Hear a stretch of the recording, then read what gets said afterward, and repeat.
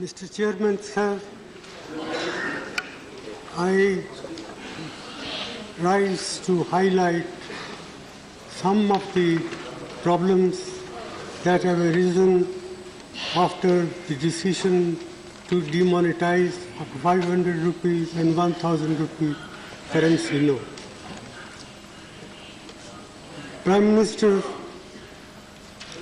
has been arguing that this is the way to curb black money, to prevent growth of forfeited currency note, and also to help in control of terrorist finance activities. I do not disagree with these objectives, but what I do want to point out is that in the process of demonetization, monumental mismanagement has been undertaken, about which today there is no two opinions in the country as a whole. Even those who say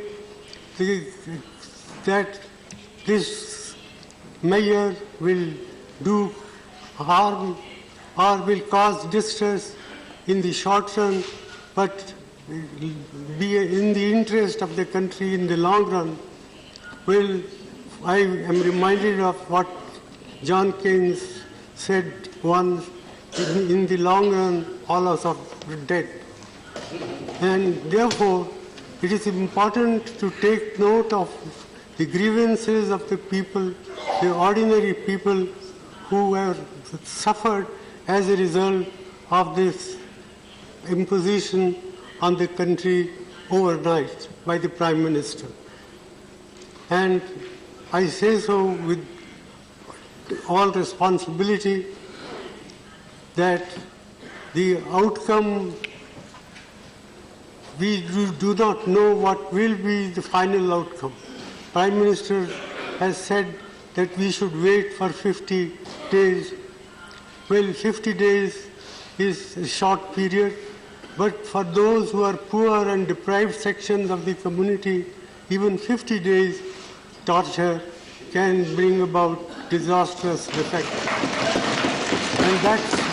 And that's why about 60 to 65 people have lost their lives. Maybe more. And what is more is, what has been done can weaken and erode our people's confidence in the currency system and in the banking system. One, I would like to know from the Prime Minister the names of any countries he may think of where people have deposited their money in the banks, but they are not allowed to withdraw their money.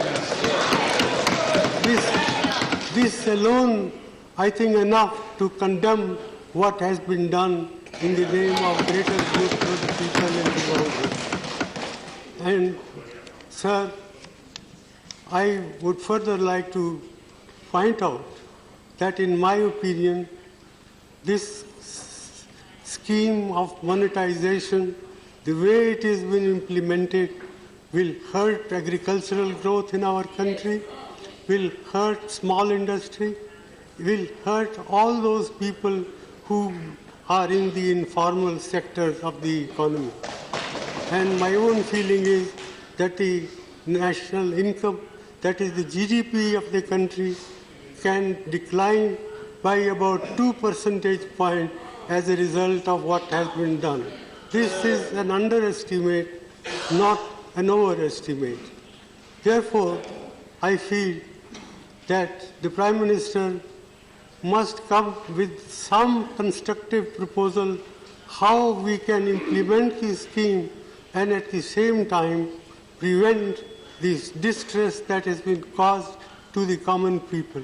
It is no good that every day the banking system comes with modification of the rules, the conditions under which people can withdraw money. That reflects very poorly on the Prime Minister's office, on the Finance Minister's office, and on the Reserve Bank of India. I am very sorry that the Reserve Bank of India has been exposed to this sort of criticism, which I think is fully justified. I therefore not like to say much more than this. I urge upon the Prime Minister to find practical, pragmatic ways and means to relieve the distress of the people who happen to be a great majority of our people. After all, 90% of our people work in the informal sector. 55% of our workers in agriculture are feeling distress.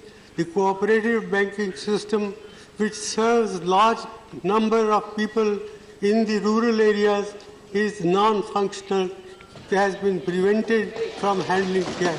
So, in all these measures convince me that the way the scheme has been implemented, it's a monumental management failure, and in fact, it is a case of organized loot and legalized plunder of the government.